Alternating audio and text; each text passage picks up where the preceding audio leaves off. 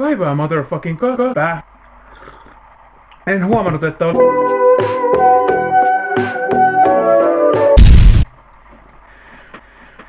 Mä oon aina luottanut, tietsä, kesän tullen jäätäviin tuotteisiin, kuten äiti!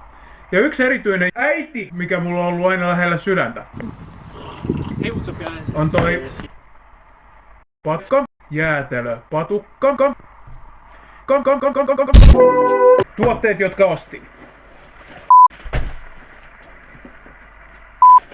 2 kappaletta Instant King Lee nuudeleita. Maku. Paska. Sitten saavuttuani paska altaalle. Löytyikö marsjäätelö patukoita? No vittu ei! Saatana perkele, mä oisin ollut mun marsjääteleitä!